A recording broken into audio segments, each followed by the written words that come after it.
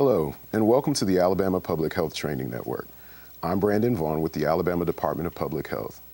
Thank you for joining us today for our program, Children Breathing Easier, the expanded use of Asthma Biologics to treat pediatric asthma. If you have a question about anything being discussed today, please call or email during our broadcast. The phone number and email address are on your screen now and will appear again later in the program.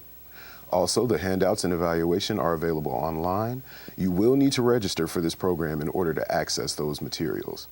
Continuing education credits have been approved for nurses and social workers for this program. In order to receive credit for this training, you must watch the entire program, then complete and return the sign-in sheet and evaluation. While content may continue to be relevant, CE credit will only be awarded for 2 years for nurses and social workers, expiring on October 31st, 2022. If you're watching this program on demand and want to receive a social work CE certificate, you will need to complete the social work test and send it in, along with your sign-in sheet and evaluation. If you're watching this program live, there is no social work test required. For social workers, if you're watching this program live, it qualifies for classroom hours. If you're watching on demand, it is considered non-classroom hours. Before we get started, I would like to introduce our presenters today. Dr. Teresa Magruder, Associate Professor in the UAB Department of Pediatrics and Medical Director of the Children's of Alabama Asthma Program, and Mrs. Susanna Bertram, the mother of a child with severe asthma. Welcome to you both. I know we have a lot of important information to cover today, so let's go ahead and get started. All right, thank you for having me. So today we're going to be discussing pediatric asthma, and I thought we would start out with just kind of giving an overview of kind of the definition of asthma as defined by the NHLBI guidelines on their most recent guidelines from 2007. So asthma is a chronic inflammatory condition of the airways that's characterized by variable and recurrent symptoms that's caused by bronchial hyperresponsiveness, and this is just the degree of which your airways tighten with exposures to certain irritants or allergens. Airflow obstruction, which is often caused by narrowing, and bronchial edema that's caused in the airway walls due to inflammation.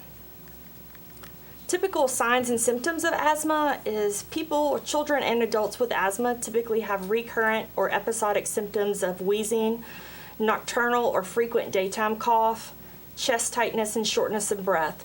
You can have asthma and not have all of these symptoms. There's some people that have more predominant just cough with their asthma and never really experience wheezing.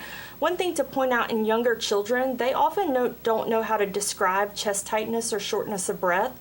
And so oftentimes they'll complain of stomach pain or just chest pain, or a lot of families will recognize, and nurses, physicians that care for young children will recognize that children's activity level will decrease when they're feeling bad. So while these symptoms are really common for adults to understand chest tightness and shortness of breath, in younger children we have to be aware that they may not complain of these specific symptoms because they're not well known to them. Typically, people with asthma, these symptoms are worse and occur with exercise, exposure to viral infection, weather changes, allergen or environmental irritant exposures, such as secondhand smoke and or other smoke exposures. Strong emotions and stress all can worsen asthma symptoms. So when we look at the United States, asthma is a really common chronic disease of childhood. It affects about 7.5% of children. This is U.S. data from 2018 from the CDC, and this is in general across all age groups, but you can see under sex and across the country, females are more common. However, in pediatric asthma, it's actually much more common for males to have asthma, and also too, there is some ethnic disparities, and minority races are more likely to develop asthma across the spectrum of adult and childhood asthma. So what is the impact of pediatric asthma in the United States? Well, it's a leading cause of healthcare utilization, missed school days, and when we look at this more recent data across the United States, you can see that is a large volume of emergency room visits and hospitalizations. And typically with asthma can be have few symptoms for several weeks, and then some of these children and adults affected with asthma may develop severe symptoms over the course of a day, and that's called an exacerbation, and that kind of leads to these urgent care visits and hospitalizations. According to the CDC National Asthma Control Program, about 50% of children with asthma had uncontrolled asthma.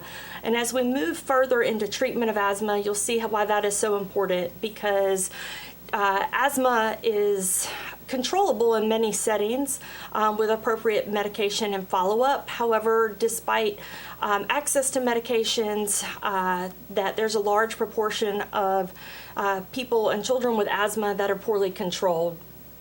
It is a leading cause of missed school days, and from an impact across a community and for a family, missed school days often means missed work days. And for certain families, that has significant financial impact for them.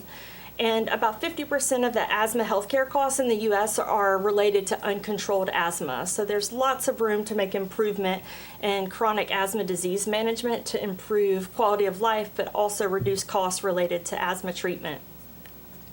So when we think about asthma severity classifications, these are the most common that are used by NHLBI guidelines. There's also a global initiative for asthma that called GINA that has developed guidelines as well in coordination with National Heart, Blood, and Lung Institute and the World Health Organization. But typically we diagnose asthma severity by, is it mild, mild persistent, moderate persistent, and more severe persistent. And the treatment is directed based on kind of initial disease severity and symptoms, and then it's adjusted based on symptoms and exacerbation control over time. And this is really interesting because I feel like this is going to change over time because we're better understanding the underlying mechanisms that develop asthma. So it may not be all symptom-based in the future. It may be based on kind of the pathophysiology of your specific asthma. So I think this, over the last several years, we might see a change in what we're understanding about what causes asthma that may eventually kind of change these classifications in the future. So what causes pediatric asthma? In a lot of cases we could say we really don't know. We kind of feel like there is a kind of interaction between host factors and environmental exposures that trigger a certain immune response that results in asthma symptoms in the phenotype. And the key factors that we think are at play at developing pediatric asthma is allergy exposure and allergic sensitization to specific allergens. There's some growing information about the role of airway microbes, and so this is, all of us have some level of bacterial colonization in our airways, on our skin, in our intestinal tract that can interact with our immune system, and there's some growing information that that interaction between certain microbes may make more children and adults susceptible to asthma. We know there's a genetic susceptibility to asthma. It often runs in families. And then also too in pediatric asthma, we're paying close attention to certain developmental immune responses from birth into toddlerhood into young childhood about how your immune system develops and what causes certain children to develop more asthma type symptoms. So in this schematic, it is a little busy to read, but I really wanted people to be able to look at and see that in the center, these authors really talk about childhood asthmas, because we're going to talk about that there's a wide variation in how asthma presents itself, and many people feel like it is more of a complex syndrome than a single disease. I often feel like I feel in some cases, even though I see a child with asthma, I feel like that child's asthma often looks so much different than another child's asthma that I often wonder if we're calling two different diseases the same thing. And so I think that as we better understand the pathophysiology of asthma in certain populations, we'll be able to identify the different types of asthmas that we see. But in the top left-hand corner, you'll see the role of allergic sensitization and allergen exposure. And the ideas with this is that there is some evidence that show that children that have early allergen exposure may be more at risk for developing asthma. There's been shown in terms of exposure of neonatal mice that often can develop into kind of an allergy and asthma phenotype. And so there's an interplay with that. There's also recognition that if you have evidence of allergies and you make avoidance measures to reduce your exposure to them, they can reduce the likelihood of developing asthma. In the upper right-hand corner, you'll see the role of viruses and microbes, and I think this is really interesting in pediatric asthma. We see a lot of exacerbations in children are caused by viral exposure, and there's this role potentially of human rhinovirus, which is a really common cold virus, and RSV contributing to the developing of asthma. Also interesting that there is some evidence that if you are colonized with certain bacteria, such as Haemophilus influenza or Moraxella catarrhalis or strep pneumonia, that you may be more at risk for developing asthma as well, and that's just more of a restrictive microbiome that's been found in some young kids with asthma.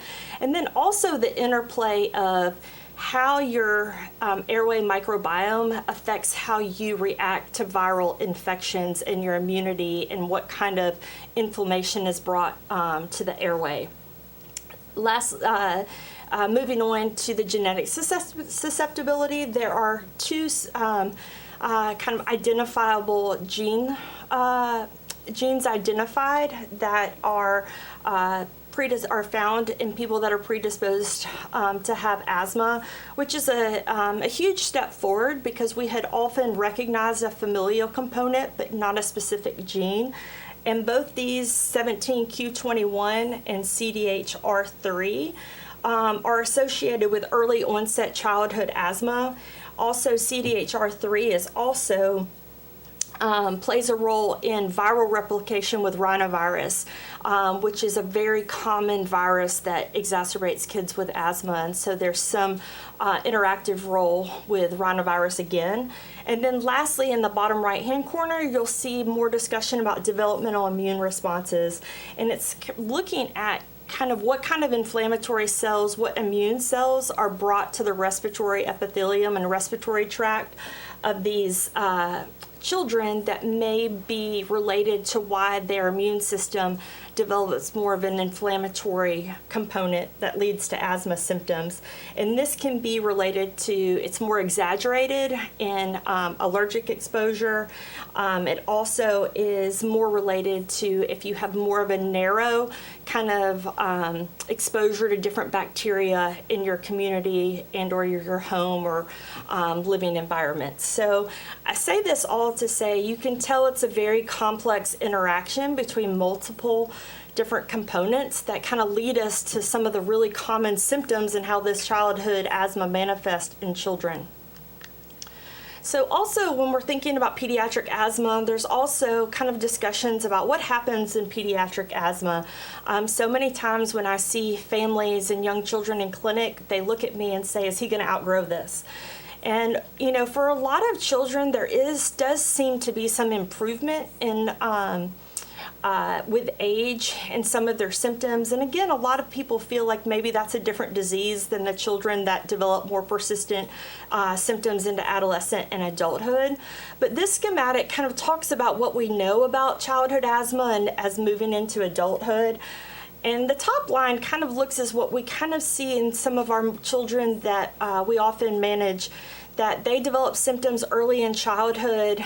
As they got older, their symptoms persisted into adolescence, and they may persist into adulthood. And that is a subset of severe asthma that often develops those symptoms. Also, you'll see in the green line on the left that there is a subset of kids more likely to be male or with mild disease that have childhood onset asthma, but have symptom remission kind of later in childhood or in early adolescence. And then the blue line below is another subset that people feel like has developed childhood asthma.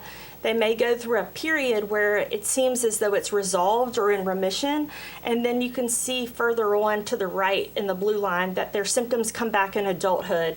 And so people are not really sure if that's really a remission and a recurrence or whether or not there's something else that triggers their symptoms to occur later in adulthood. And then the red line is typically what we characterize as adult onset asthma symptoms. And I do think while we're focused on pediatric asthma today, it is important to note that you can develop asthma at any point in your life. So you can develop it as an adult and as a child or an adolescent at any time in your life. So this kind of looks at that same schematic and kind of talks about factors that are related to kind of the persistence of asthma through childhood into adults. And those tend to be the patients that have a family history of allergies, also have a history of asthma, also have a history of impaired lung function and airway hyperresponsiveness that persists through childhood. Also, they may have persistent allergic comorbidities such as eczema, allergic rhinitis, food allergies, and smoking is a contributor to persistent symptoms into adulthood as well. In the other schematic, when we were talking about those children that seem to have more mild disease, as I spoke of early, they tend to be more male and mild disease that tend to go into a dormant kind of remission stage. And then again, those subset in the blue that we talked about develop childhood symptoms, but then they recur in adulthood. Often smoking is implicated with those return of symptoms, and again, atopic sensitization and allergic comorbidities persist in those as well. And then for adult onset asthma, it's like I had mentioned before, it's much more common in females, even though in younger children it is predominantly male. These often is associated with obesity, impaired lung function. Again, allergies play a large role in adult onset asthma as well, and smoking still plays a significant role in adult symptoms and childhood asthma as it transitions into adulthood. If there's secondhand smoke exposure or primary tobacco use, that is a risk factor for persistent disease.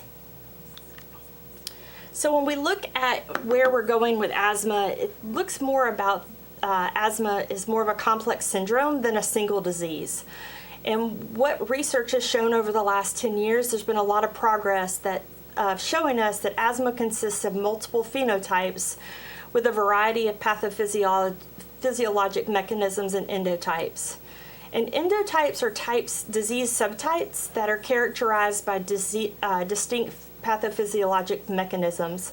And so this is getting really specific on an immunologic level about asthma, the underlying cause of asthma symptoms and their disease, but it's super important because the use of biologics really targets these specific endotypes. So this is a great schematic just to kind of give you a general overview of kind of what happens in the asthmatic airway that makes it difficult to breathe. And on the right, you will see that that is a normal bronchial tube that's more open like a pipe. Well, when you've got asthma, as you see on the left, you will see that their airways with somebody with asthma oftentimes are very swollen.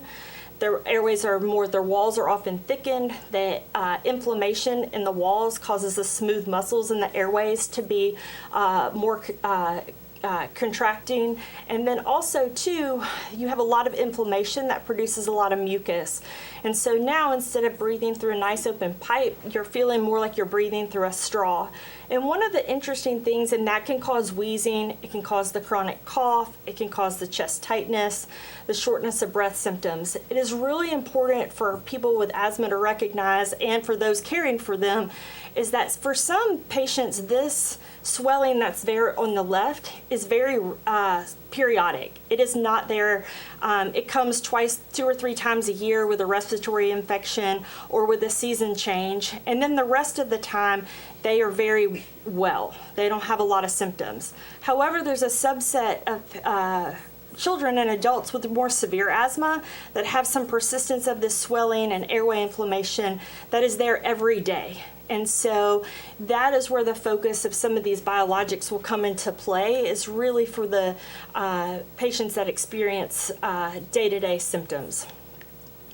So this schematic, again, is really specific, but I wanted to kind of give y'all an overview of where these biologics work. And so this is kind of looking at the top. This is kind of the inside of your airway where your body comes in contact with allergens, viruses, and irritants. And they kind of trigger an inflammatory immune response within your airway walls. And you can see on that bottom right-hand corner, it's similar to the schematic that I showed you a few minutes ago about the airway swelling. But I wanted to point out to you a few things, that there is a lot of interaction with your immune system that drives a lot of inflammation to come to the airway. And the focus of biologics is targeted on certain phases of this inflammatory process. So the most common ones you'll see right now, the ones that are in red or outlined in red, are current targets for current biologics. And so as you look in them, you'll see IL-4 is outlined, IL-4 and IL-13, IL-5 and IgE are current targets for biologics, and basically they are involved with the recruitment of inflammatory cells into the airway that can lead to asthma symptoms and ongoing inflammation. So when we look at those type of endotypes of asthma, kind of based on what kind of inflammation is going on in the airway, we characterize them by T2 high, which is about half, and that may be even an underestimate with patients with asthma. It activates IL-4, IL-5, and IL-13. And interleukins are proteins that are activated by white blood cells that trigger further kind of regulate immune response. So targeting them often with biologics often kind of reduces the downstream effects of this inflammatory process. So T2 high encompasses both allergic and non-allergic eosinophilic asthma. We think of allergic asthma as being IgE mediated, and IgE is an antibody that's produced in response to certain allergen exposures. It also oftentimes too, if you have T2 high asthma, your asthma is driven by the recruitment of different inflammatory cells, white blood cells to the airway that again trigger a lot of edema, airway inflammation, and mucus production.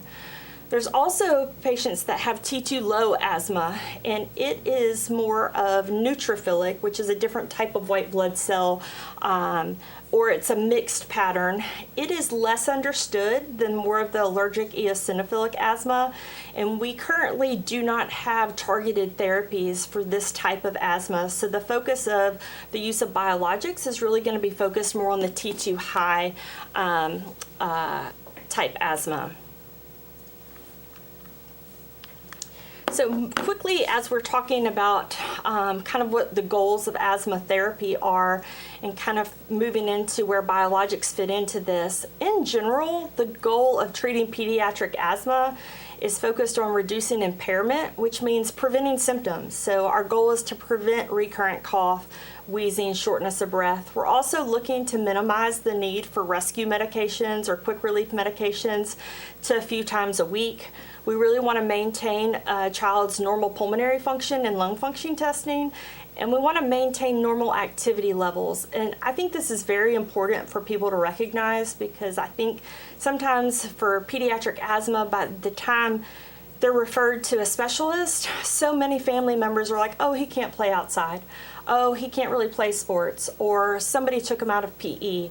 And really our goal is we really have great medicines for asthma that we really want children and adults to be participating at a normal level in their community. And activity is one of the first things that families will restrict for their children, because oftentimes it makes their asthma worse, which is really intuitive. You wouldn't let your child do something that you feel like is going to make their breathing worse. But we also know that exercise is very important for kids, and so it is something I really focus on. Is I really want these children to get back able to play sports, participate in their normal family activities, and raising expectations that your child can do these things. So also with reducing impairment, the goal of reducing impairment is if we can make these children better every day, oftentimes we can reduce their risk for future exacerbations, emergency room visits, hospitalizations, school absence. So again, the focus of day-to-day asthma treatment is really focused on getting airway inflammation and symptom control better every day so we can reduce their risk for severe exacerbations when they get sick with a cold or with the weather changes, things that we often cannot control. We often look to identify triggers for asthma. I mean, within some family households, they might find out there's an allergic trigger, there's other environmental exposures that are contributing to their symptoms, such as secondhand smoke exposure, wood-burning stoves. We're also looking to maintain their lung function over time. And this is something that's really important. We have the breadth of asthma medications is really improved and expanded over the last several years. So we're really trying to optimize the use of these medications, but with minimal side effects. And like with any medications, when you're treating children, you want to be very conscientious of that because there are side effects with medicines, and we want to make sure we really optimize the use of them, but are paying attention to the long-term use of these medicines. And that's when we move on a little bit further, I feel like it's why it's important there's such routine follow-up for these kids to adjust their medicines as needed. So what does well-controlled asthma look like? So when I think of well-controlled asthma, we really want children to be symptom-free most of the time, not using a lot of their rescue medicine for symptoms. Sleeping through the night. It is not uncommon for children with chronic asthma to have a chronic cough at night. Families, oftentimes, you'll ask them how they're doing. They're doing great. Tell me, are they coughing at night? Oh, every night. And so it's all about expectations because oftentimes families are so used to that cough, they don't recognize that as a sign that their asthma is not under good control. Because during the day, they're okay. But at nighttime, they have a frequent cough. Often we want kids not missing school because of asthma. These children are at risk for falling behind in school with excessive school absence. Also, we want them, as I mentioned earlier, able to exercise and play like other children. We're really looking for fewer asthma flares and fewer urgent care visits, fewer hospitalizations for asthma. And again, if we can focus on making everyday asthma control better, we reduce the risk for hospitalization and urgent care visits for asthma. So currently, the two main types of asthma medications that we typically use are quick relief and controller medicines. Quick relief medications are just what they say. They quickly are bronchodilators that kind of relax smooth airway muscles and improve worker breathing for a few hours. They are typically given in an inhaler form or sometimes in a nebulizer form, but they typically can be dosed every 4 to 6 hours. They are, again, like they say, they're quick relief. When you use them today, they don't really do anything to prevent asthma from coming back tomorrow. So they're just really about making symptoms feel better for the next few hours. Controller medications, on the other hand, work differently. They're really focused on decreasing inflammation, and as we talked about at that schematic with the airway swelling, is that they are really trying to make that swelling better every day so you don't have as much inflammation, less cough, less airway obstruction, and reduce symptoms. And they are typically, the most common ones are used are inhaled corticosteroids, and the goal of that is most steroids are anti-inflammatory medications. There's also combination medicines of these inhaled corticosteroids with like long-acting bronchodilators. There's another class of medicines called leukotriene receptor antagonists that again are anti-inflammatory and anti-allergy medicines. And then another class called long-acting anti-muscarinics that are again focused on long-acting bronchodilation for patients. However, there's a subset of patients that even with these medications still struggle with asthma control, and we're going to talk a little bit more about that moving forward. So typically when we use asthma medications, we recommend that with inhalers, people use spacers to deliver more medication to their airways. It's very important in asthma treatment that people are taught how to use their medicines. It sounds like a very simple thing, but it's very common for patients and children to misuse their asthma inhalers and not get full benefit of their medicines.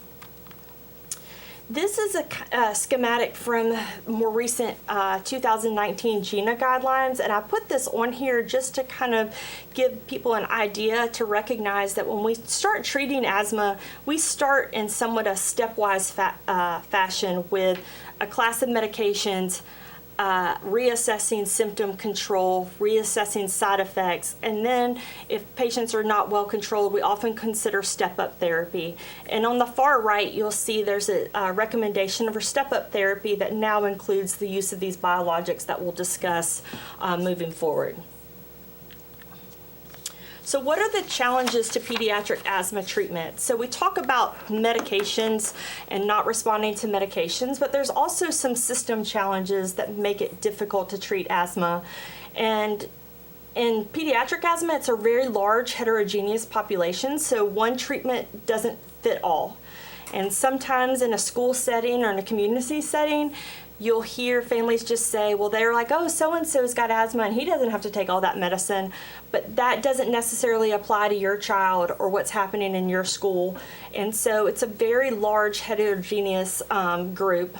Also, sometimes acute and chronic disease populations differ.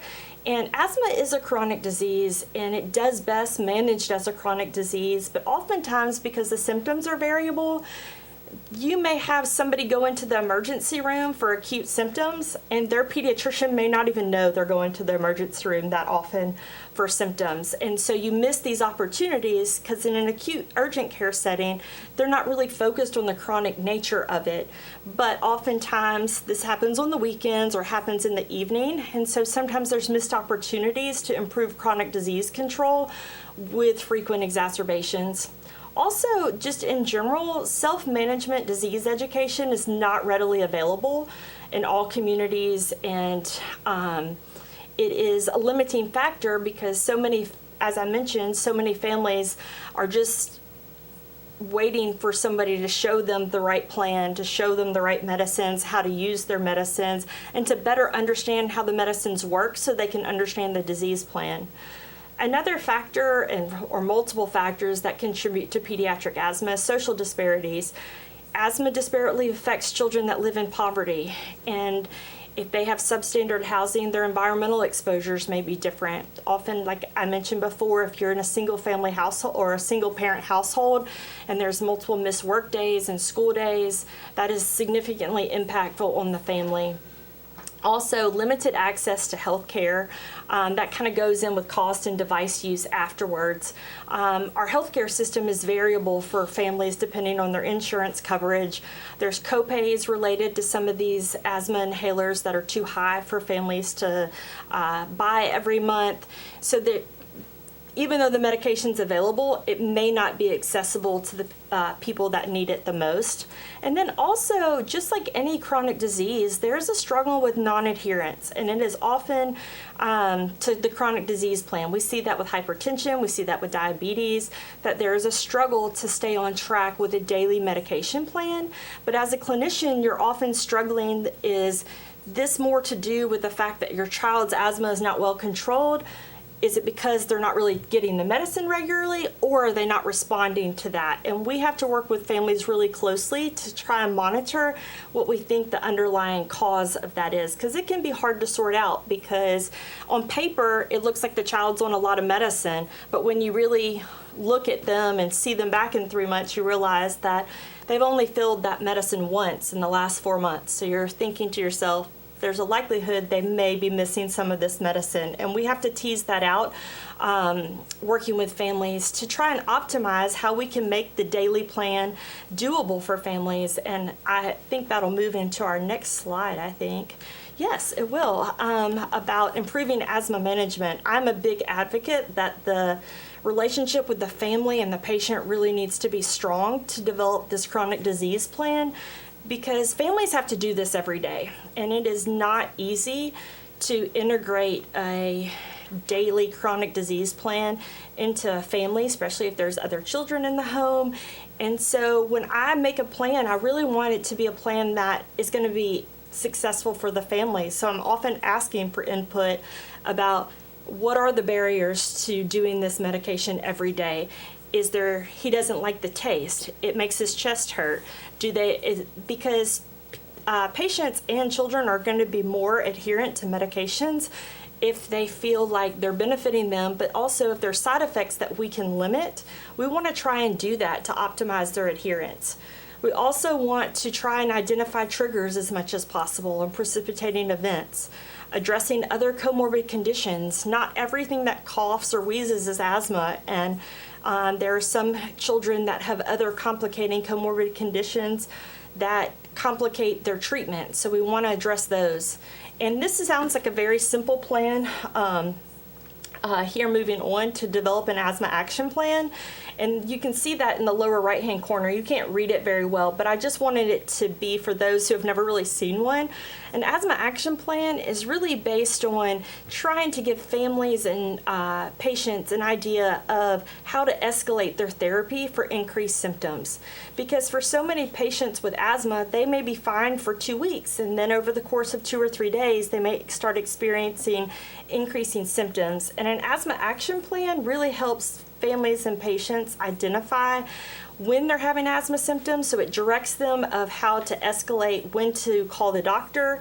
It also oftentimes tells them when to go to the emergency room. And so families often really appreciate these, because if you have a child who's in distress, it is very anxiety provoking. And oftentimes this is happening at times where it's not 8 o'clock in the morning, it's often 2 o'clock in the morning. And so having a written plan to kind of take the guesswork out of this for families often empowers them to know we're doing the right things, and gives them the opportunity to call their doctor and get further guidance without always having to rush to an urgent care center or to an emergency room. So we feel very strongly, and almost all the national asthma guidelines, international guidelines, recommend the use of asthma action plans for patients. And then really assessing disease management knowledge of families and patients, because again, asthma is a chronic disease. These children are going to school, they're playing baseball, they're in lots of different areas, and you want to make sure that they have an understanding of how their medications work, which medications should be at school, which medications need to go to grandma's house, does grandma know how to use the medications. There's a lot of barriers with pediatrics with multiple caregivers that it is not uncommon to have a patient that goes and stays with a family member and, oh, they forgot their medicines, that turns into an urgent care visit. So it's really important that the whole family knows how to provide care, but we as clinicians really need to assess a family's understanding of that. And I often ask families, I say, do you feel like you have a good understanding of how these medicines work? I feel like that's the best way to ask that, and they often will say very clearly yes or not so much. But it's really important, because when you're asking a family to adjust medications at times of increased symptoms, they have to have a better understanding of how they work. So when to see an asthma specialist? So this is really for anybody who has poorly controlled asthma. There's some children that have really mild disease, but they're still really poorly controlled. And one thing that is often misunderstood about asthma is even children and adults with mild disease can have severe exacerbations. So we want anybody that has poorly controlled asthma, anybody who's in primary care setting that feels as though they have reached their limit on what they feel comfortable managing, to consider referral. Anybody who's had a history of 2 or more hospitalizations in the past year, or a history of life-threatening asthma exacerbation, is recommended to see an asthma specialist. I think the key factor with that is that if you've had a risk of if you've had an experience of a severe exacerbation or a life-threatening asthma exacerbation, it puts you at much higher risk of having another one. So we want to try and improve that disease control to reduce that risk. Also, if there's symptoms that are showing up in a child or adult that are concerning for other comorbid conditions that need further evaluation, you should send to further evaluation. Also, if a family needs targeted self-management education to kind of better understand the asthma disease process, asthma education, there's a national certification for asthma educators. We're very fortunate at Children's to have a group on our team that is certified, but can never be underestimated, the role of this education for helping families manage their disease at home.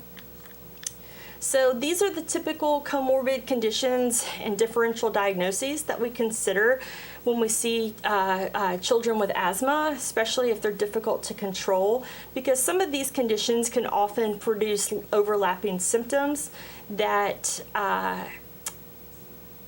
contribute to asthma symptoms, but also too can be the cause of a cough that doesn't go away despite asthma treatment. So these are all things that we often consider when we're evaluating a child that's not doing well with their current asthma treatment.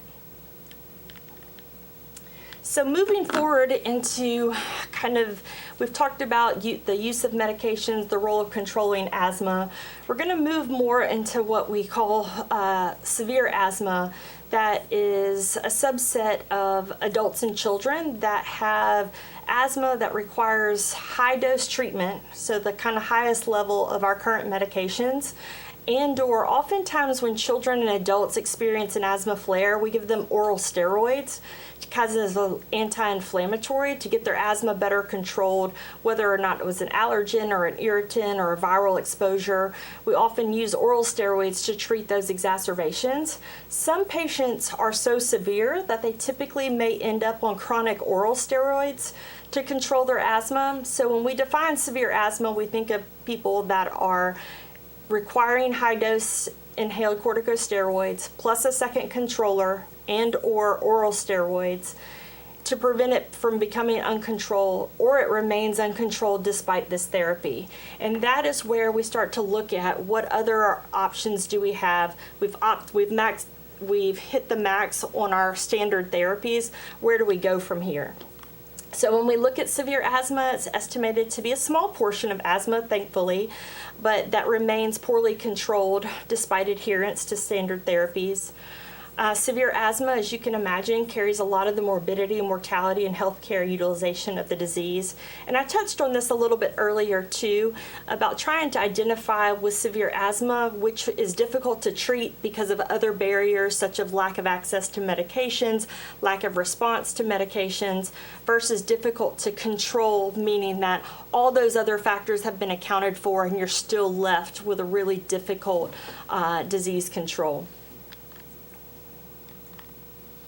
So when we think about moving into biologics, as you remember that previous slide that was looking at all those different immune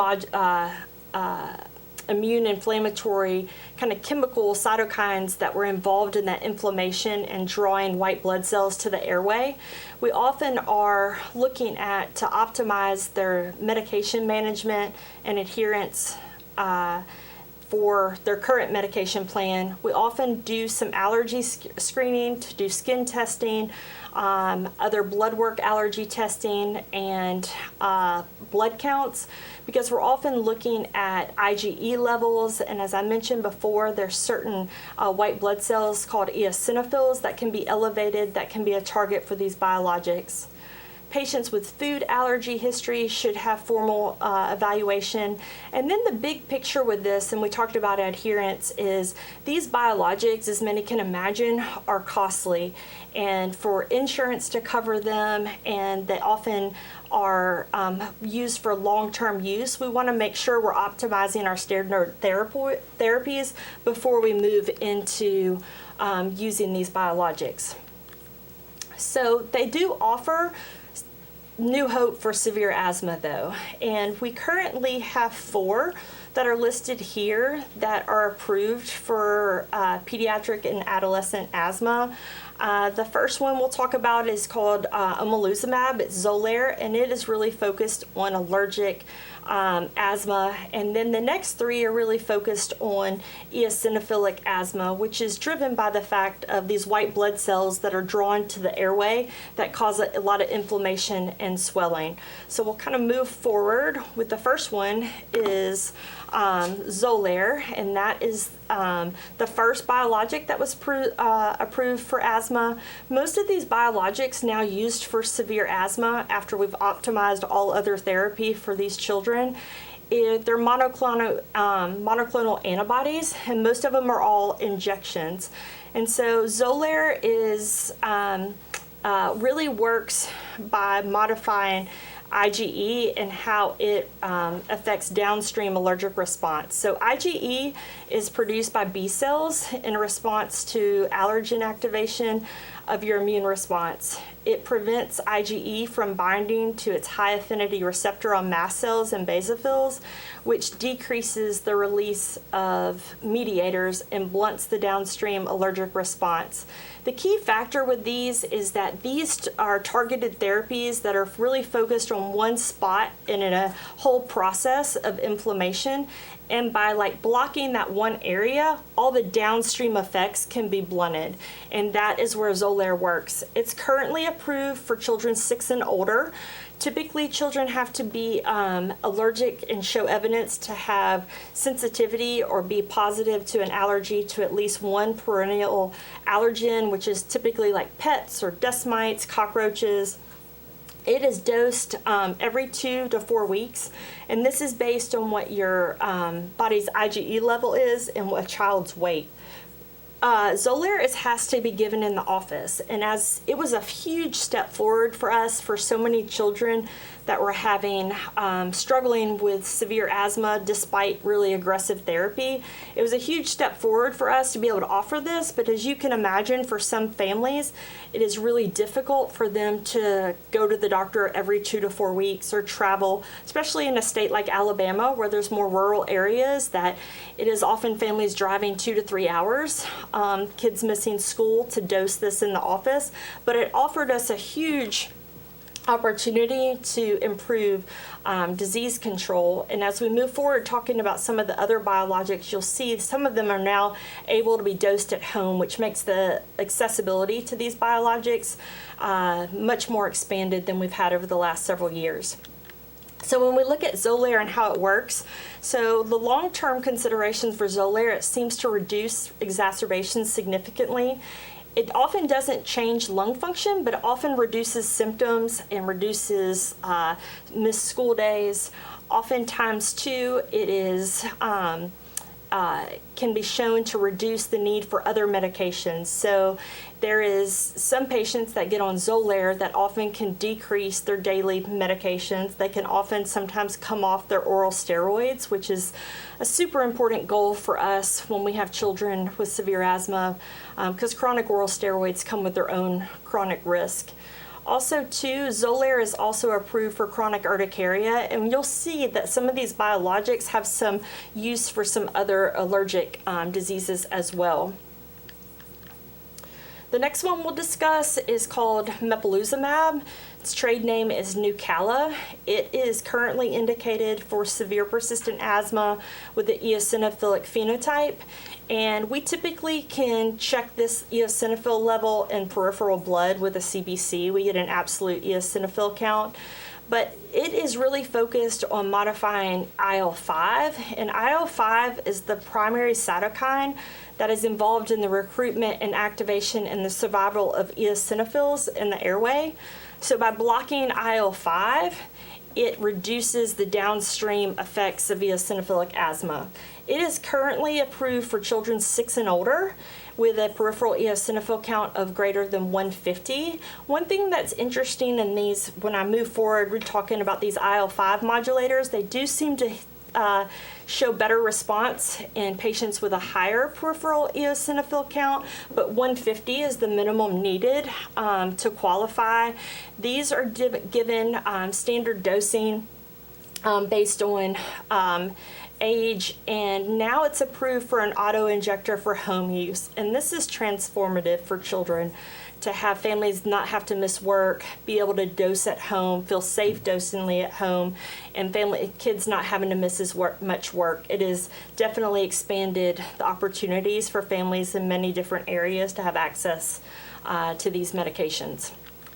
So when we think about Nucala, Nucala has been shown to reduce exacerbations and asthma flares by 50%. It often allows us to have a reduction in our oral steroid dosing.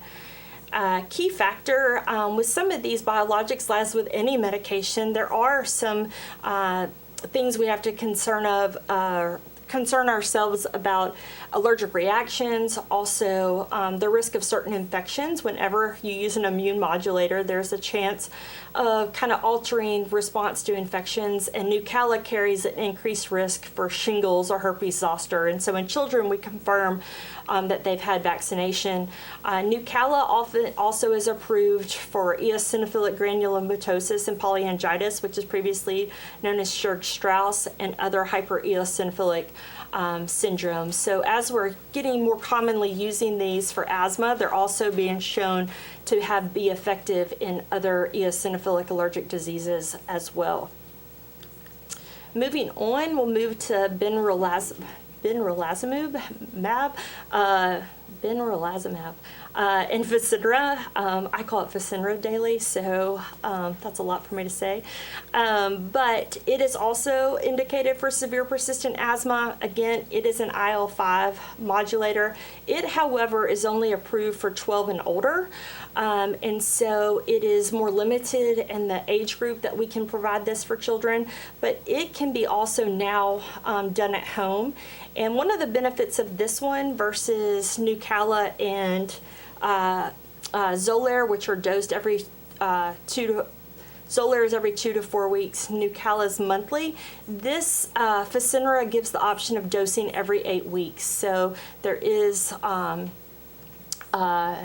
options for less medication use to dose this every 8 weeks, especially if they're doing it at home. And its use at home is relatively new as well. So the long-term considerations with Facinara, it definitely seems to be effective in reducing exacerbations, improving lung function, or reducing oral steroids. Again, with all of these, there's a risk of hypersensitivity and anaphylaxis.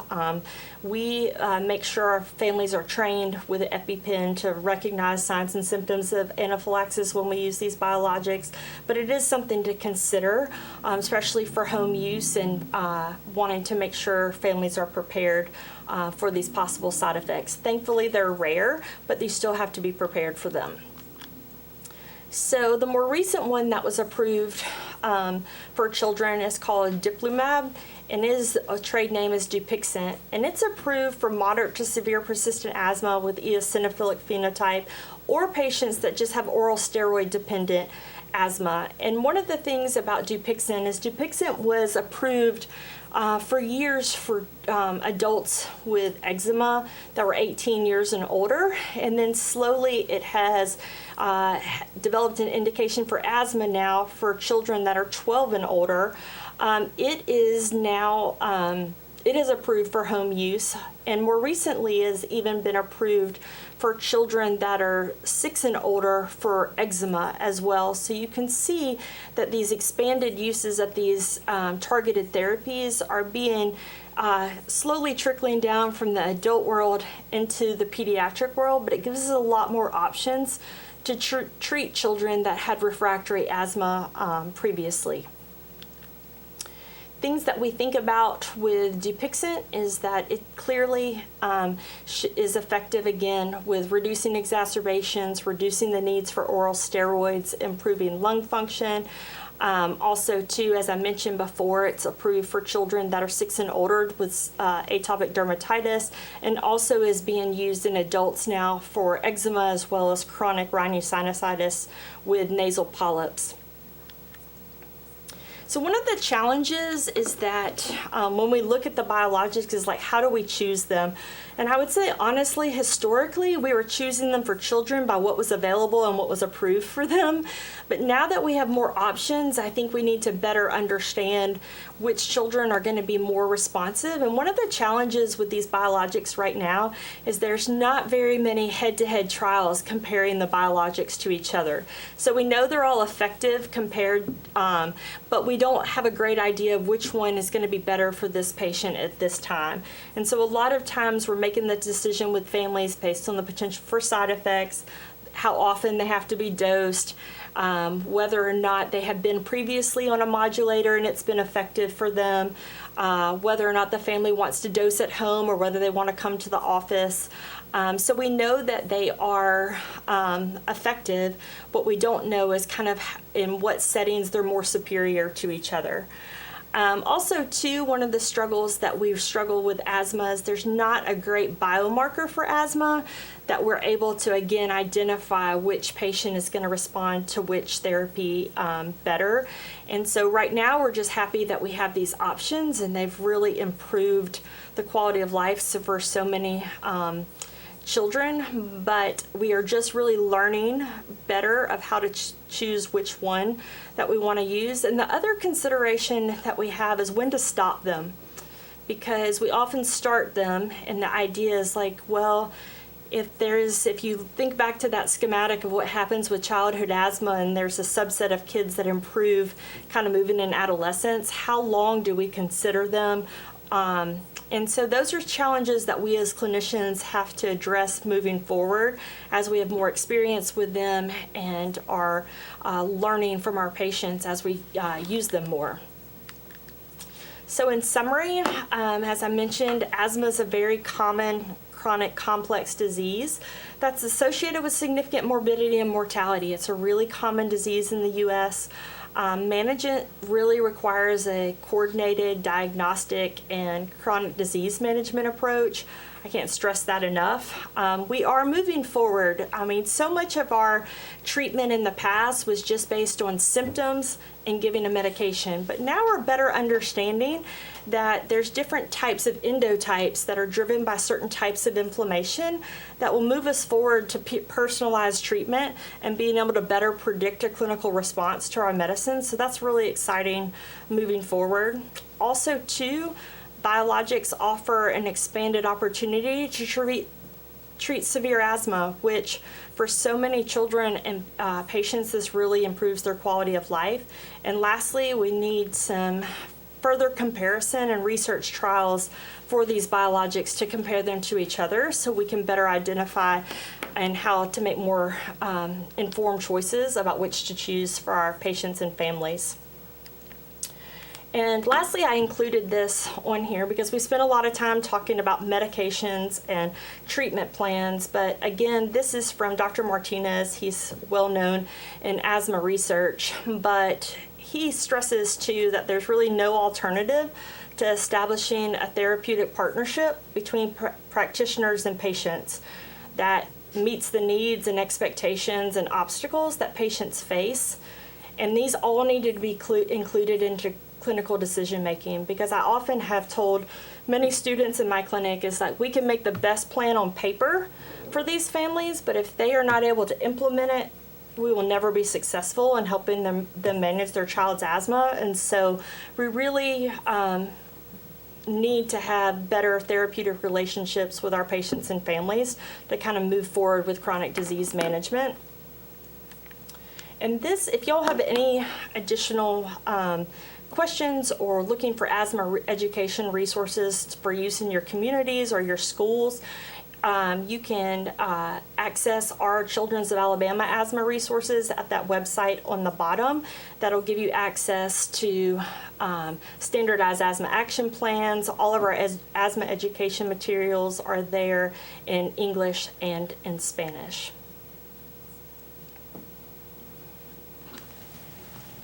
And as we move forward, I'm super excited that we able to be here with Mr. and Mrs. Bertram, that I have cared for their son Isaac that has severe asthma for the last few years. And they're going to offer their perspective on having a child with severe asthma and then how biologics affected their family and things they want other people in the community and other families to be considering when they're thinking about treating their child.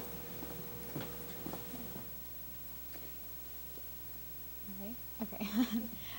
Well, Isaac, he was 2 years old when he was first diagnosed with asthma, but before that, for the first year and a half of his life, he suffered from allergies, from upper respiratory infections, and it seemed like it was a constant thing, and it seemed like when he was about a year and a half old, he got a severe case of bronchitis, and which he got up one morning and he just couldn't breathe. So we took him to his pediatrician, and his pediatrician said, yeah, it's bronchitis. And he actually told us then, I'm afraid this may be the onset of asthma.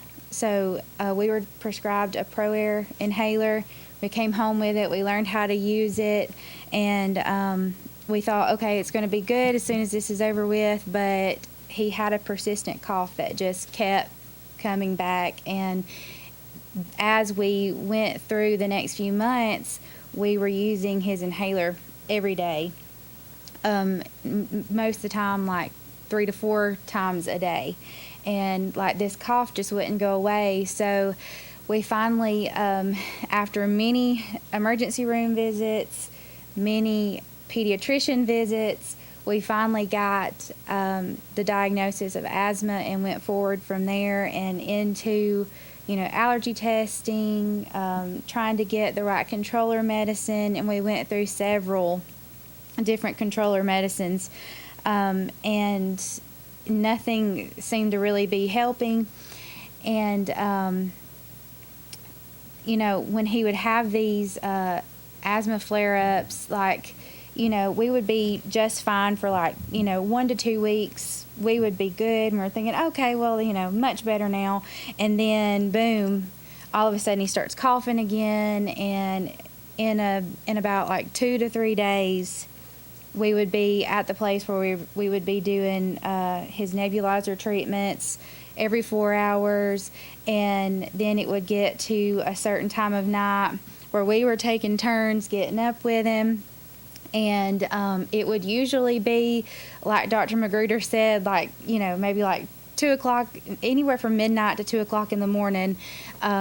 His symptoms would worsen to the point that we couldn't do anything, and we're heading to the emergency room, and we would be there most of the time with our emergency room visits. We would come home with an oral steroid, doing nebulizer treatments for the next few days, and then it would be like 2 weeks after that we're still doing this, and we only had maybe like I said, 1 to 2 good weeks. And then he would have the really, really bad ones to where he would be stabilized in the emergency room, but not enough to be able to go home. And then that would result in anywhere from 2 to 5 days staying in the hospital. And, he just really couldn't be a kid. We have so many memories of family get-togethers or just birthday parties where all the other kids are playing outside. Isaac is inside on his nebulizer. And, it broke our heart because we wanted him to be able to do that. We wanted him to be able to go and be a kid with his siblings. His siblings get to go play outside. He's inside. And it was really hard on him, and it was hard on us as a family because during this time, from the time he was diagnosed with asthma till now, he's got sisters that have came along, and we actually weren't able to give them the time that they needed from us because we were always worried about Isaac. If we ever wanted to go anywhere or do anything, we're thinking about, okay, we need to take the nebulizer just in case. We need to take this and that. And if we ever wanted him to stay with grandparents, we were giving them a whole asthma education course. And so it was last year, February of 2019, he had a really bad asthma flare-up. He was in the hospital, and one of Dr. Magruder's, one of her nurse practitioners that works with her, came and talked to us about Zolair. The first time we had ever heard about it or anything, and we came home from the hospital, and we thought, well, I don't know, because we've never heard of anybody that's done this. We don't know about the long-term side effects of it. We knew that there was a possibility of have an allergic reaction, even though it's very, very rare. That was still one of our concerns, and we just really didn't know anything about it. So we kind of went on and was like, okay, we're not gonna do this right now, I don't guess, and then in April of 2019, we took him to the emergency room. He was, it wasn't a bad episode really, but we were sitting there and we thought we were about to go home for the night, and all of a sudden everything changed, and it turned into something very scary very quickly, where his oxygen levels dropped down really low. They were worried about his heart. It just seemed like there was one thing right after the other, and they were telling us, hey, this isn't good, and we're thinking we're about to lose our son. And finally everything turned around, and we stayed in the hospital. I think that was our longest hospital stay, because he had to be on constant albuterol and BiPAP and everything. And then the nurse practitioner that works with Dr. Magruder, she came in and talked to us once again, and we were like, yeah, I think we need to do this now. Because at that point it really didn't matter, our concerns, at that point, because we had to do something, because his asthma, we could not control it. And at this point we had been doing this for 3 years now, and we had tried everything. So we said, okay. So I think it was like the very next month is when we started Zolair.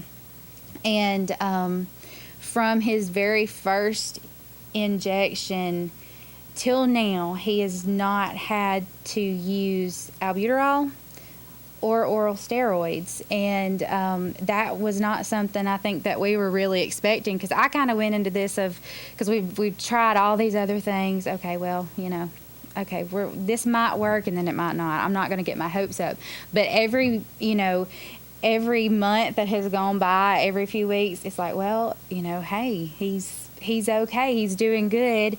And and now he's able to do the things that we would not really let him do before, whereas we would be worried. We wouldn't even let him go out in the yard hardly and play without, you got to do your inhaler first. And but now he's able to do all of these things, and we're able to do more as a family, and be able to just go and up and go somewhere without having to worry about, hey, we might have to take this. Of course we always take his inhaler with us still, but Isaac, he does have some difficulty with the injections, because he's a kid. Injections, getting a shot when you're a kid is not fun. But really, that has been our only difficulty. He's never experienced any type of bad reaction or bad side effects or anything from it. And so we've had to kind of help coach him through it, and some of the nurses have kind of helped coach him through it, and we've learned how to help him get prepared for coming and getting his injections. And now I think he realizes too that that's what helps him be able to do the things that he really wants to do without having to do all of this extra medication. And so, do you have anything you wanted to say? Okay. So, and if I could offer any advice to families that is going through this with a child with severe asthma, is to just not wait. It's really easy sometimes to sit back and say, okay, well, right now my child's doing okay. We'll look into this later on, like we did, or hey, it's okay. But once you get to those really bad asthma flare-ups, into that point that you're thinking, oh man, I wish that I had done something like this sooner, just don't wait. If you are offered and you are able to do something like Zolair, don't wait to do it, because it really will change your child's life and change your family's life for the better. And I'm just so grateful that we were able to do this, and I'm so grateful for Children's Hospital and Dr. Magruder and everything, all of the things that we've been able to learn through this too. So, Thank you so much. I think, learning from families like you and Isaac is that's often really difficult because you were doing everything every day just like you were supposed to, and it was still so unpredictable. And Isaac could be good for a period of time. But then when he got sick, it was quickly very unpredictable. And so I think that these medications really offered him a new opportunity that we never had available before. And you knew that he was on all the other medications that were possible that him to be on, and we were still really struggling to keep him out of the hospital. And despite 24-hour care at home, and like you said, impacting your family, your other children, school, participation in sports, other things like that. Is there anything that is, in terms of families that are thinking about this, that you were scared of other than the allergic reaction? Was there anything else that y'all were thinking about that was impacting your decision to try that? I would say mostly for me it would be the long-term things, because when I started looking it up and kind of trying to do some research and getting more, educated about it, it was that I didn't know if there was really any long-term, effects. Like sometimes, medications do cause those, but really in looking at that, and then you look at the long-term effects of steroids, oral steroid use. I think I was like, well, obviously this is the better decision instead of doing oral steroids for so long. And it was prolonged times that he was doing that, and it seemed like he was always on something. So, I think that was the biggest thing for me. So. And I do think when I first met Isaac was, I think after that last hospitalization, that I feel like he had side effects of his steroid use. Yes. He was cushingoid.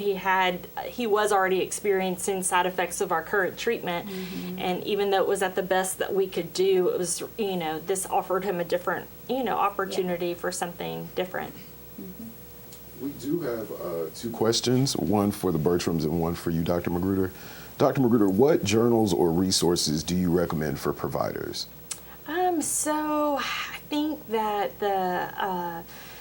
so if we're looking for specific asthma guidelines, is that I would look at the National Heart, Blood, and Lung Institute and the Global Initiative for Asthma have good standardized asthma guidelines. In terms of pediatric asthma, I would look at the American Academy of Pediatrics. I think that the American Thoracic Society often are good resources and websites. The CDC, the Centers for Disease Control, actually has a lot of information for providers and families. They specifically have a whole area for COVID-19 and asthma right now. So I think there's great online resources. Those are the first ones that come to mind. Okay. And for the Bertrams, you mentioned how long Isaac's suffered with his battle with asthma. How old is he now? He's 8. He just turned 8. So.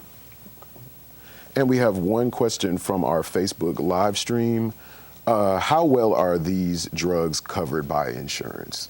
So it really depends on your insurance, but one of the things that most insurance companies cover them if they're FDA approved for their use. There are criteria that every insurance company uses to kind of approve them, so we have to go through a prior authorization approval process for them. Our staff kind of knows typically with insurance kind of what qualifies. The big factor is that they are covered by government issued insurance such as Medicaid, Medicare. Those are covered.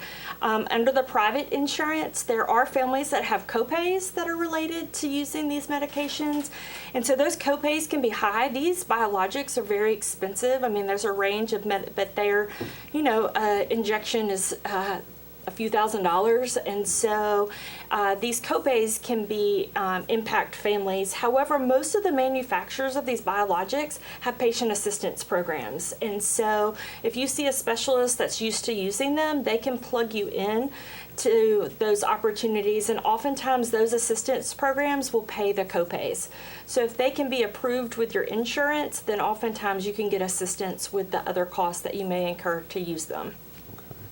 And this is a question. I actually grew up with really bad bronchitis as a child. Why do the flare-ups? Is there anything in the science that says why the flare-ups occur like between those midnight and kind of 4 a.m. hours? Well, I think that there are some ideas that there are certain inflammatory hormone kind of components to that reaction. I feel as though oftentimes that is directed by sometimes daytime activities. So a lot of times kind of things happen during the day and then they kind of manifest later in the evening, but it is historically known that typically the coughing, the inflammation of asthma oftentimes worsens in the evening and at night. Thank you. And I'll do one last check for questions. I don't see that we have any more questions, but thank you all for your responses. All right. Well, I have a question. Oh, one question. Ms. Bertram, how long was it from the first time that Isaac was dosed with Zolair that you started to see positive results? It was within the next month, actually. Because like I said, from his first injection until now, we've not done albuterol. I mean, we've done, his controller medicines and everything else, his allergy medicines, but I mean, it seemed like for us, it almost seemed like it was like, boom, right there it was. And, we weren't expecting those kind of things. And, that, might not be the case for everyone, but for Isaac, it definitely was right after, it seemed, yeah. And one thing particularly for Isaac too is that his asthma control is much better, but he still suffers from his allergic rhinitis. He's had issues with chronic sinusitis. I don't know if you want to talk about that a little bit more, because I think that's been with him for a while too. And so he definitely represents a child that's got severe asthma, but also has some other comorbid conditions that also impact his daily treatment, and he has required some surgeries for that and some additional testing that'll be coming up to manage that better. And I do have one other question. We talked a little bit about onset adult asthma. When it comes to treatments and how effective they are for adults, what would you say it's comparable to something you would see with Isaac, or would it be that with adults, because of other conditions or things like that, that it's a little tougher to tackle? Well, I think that we are just learning about all these endotypes. I think there's a little bit more information about adults because we often have a little bit more invasive procedures on their than we do on children in terms of research. And so I think that, I'm not an adult provider or adult physician, but I think that adult providers are working the same way to identify kind of what type of asthma you have and direct your treatment for where you'll be most responsive. And I feel like the evaluation is very similar. You present with these symptoms. We can do different lung function testing on adults that we can't do on small children. So in certain ways, there's certain things that are easier to help confirm the diagnosis and rule out other diagnoses, but very similar. You can tell, I think, in that schematic about adult onset asthma and pediatric asthma, allergies tend to play a role in that. And so I think that we investigate those same type of triggers and irritants the same way, and looking for the underlying cause of your symptoms so we can direct therapy really more targeted towards what type of asthma you have. And one last question from me. In your experience working with children who suffer from asthma, what's the youngest case you've probably seen? Oh, so I mean, probably 3 or 4 months. We tend to, it's not very common that is occurring, but we definitely see children and infants that are referred to our, we're a specialty center, that have had symptoms really since early infancy, or maybe they had a really severe hospitalization as an infant and then never really recovered. And oftentimes in young children that are less than 3 years old, there's a subset of children that don't have asthma but have recurrent cough and wheezing with viral infections. And so a lot of times in that first year or two of life, they have these viral infections, and it's hard to determine if that's just a viral infection with a typical RSV or a rhinovirus, or if they're really developing asthma symptoms. And so it's a struggle. I would probably say that age group is probably the youngest I have put somebody on a medicine that I would tell a family, like, I would consider that. So, I definitely feel like it's not as common to make that diagnosis as you can imagine in infants. Kids tend to develop their symptoms more over time into toddlerhood. So a lot of times we make that diagnosis when we can have a clear pattern. One of the key things about asthma is you have to have recurrent symptoms. You can't make the diagnosis of asthma after one illness. So if you're too young, you probably aren't old enough or big enough or been around long enough to have multiple illnesses. But occasionally we do see those kids that are 6 months that have had multiple courses. I think when Ms. Bertram was speaking, it is very common for children with asthma for the family's first complaint is to say their child stays sick. And really those children tend to get the same infections that other children without asthma get. But what happens when they catch that cold causes a lot more airway inflammation in their airway. They tend to have prolonged cough, they have prolonged wheezing. So another child may catch that same cold and be good in 3 to 4 days and then be good. But if a child is predisposed to asthma, or that virus is triggering their asthma, they may catch the same infection and it's 2 weeks. So the family, even though it's the same cause, they tend to stay sick because they have very minimal time. They may be good for a week, then they catch their next regular infection and they're down the same path. So a lot of them will come and say, my child stays sick. A question about the asthma action plan. Is that something that's usually done with the physician and then kind of disseminated out to different family members, or is that something that after the family would speak with the physician, they kind of craft together and then share with families? It's usually made during a clinic visit between the family and the provider.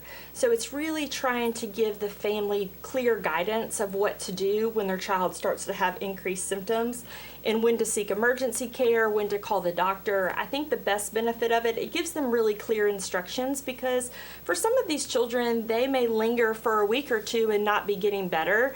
And so we tend to want families to contact us earlier so we can kind of prevent the exacerbation from getting worse. So we can prevent that emergency room visit. We can prevent that hospitalization if we can intervene earlier with their symptoms. Yes. I'd like to ask Dr. Magruder this question. So the IgE has to be elevated to use Zolair. Will you continue to follow the IgE levels after the Zolair is started? You can't use it anymore because it affects the serum IgE levels. So you can't really follow that over time. And that's one of the harder things about this, is that you lose the ability to, the same IgE level that you used to identify that this patient was eligible. It really interferes with that because it actually binds IgE and blocks it binding to a receptor. So it really limits our ability to use that as a marker. The other thing to consider with these biologics, which is important when you're looking at children with severe asthma and you're considering this and you're looking at comorbid conditions, when you start these biologics, it can alter their allergy testing. So if you want to make sure that if you feel like a child has allergy, especially food allergies, anything like that, you want to consider that, getting that evaluated before you start these biologics, because it can affect kind of allergy testing. And for some of our patients, you know, our allergists that we collaborate with will often say, well, once we stop the Zolair, we'll retest them at a certain point. Does that make sense? So it's just something to, it gives us more strength of why you really need to evaluate these other things before you start them. And one final question. Nebulizer has been thrown out throughout the program. I'm well acquainted with what it is, but can you share with the viewers what a nebulizer is in case they don't? So typically asthma is delivered in asthma medications or in these puffers or inhalers that people are readily used to seeing. A nebulizer is somewhat of an air compressor that kind of nebulizes an aerosol that families can use at home. They're often used in emergency rooms and in hospital settings, but they are a different way of delivering asthma medications that are liquid, and so it aerosolizes them so the patient can inhale them. Thank you for asking that. That's something I take for granted. You're welcome. Any other questions? One final one. So I know the Zolair and Nucala are diagnosed for kids ages 6 and under, and then you have more the Dupixent and the Facinara for kids 12 and over. So is there a reason for the variation in that? I think it has to do with their trials and their study trials right now. And I think a lot of these biologics were approved for adults, and we're just slowly seeing them trickle down into use in the younger pediatric patients. If there are no other questions, this concludes our program for today, but I want to thank Dr. Magruder and the Bertrams for being here, and thank you for watching. Please remember that you can refer back to the training and resources anytime on demand. Have a great day.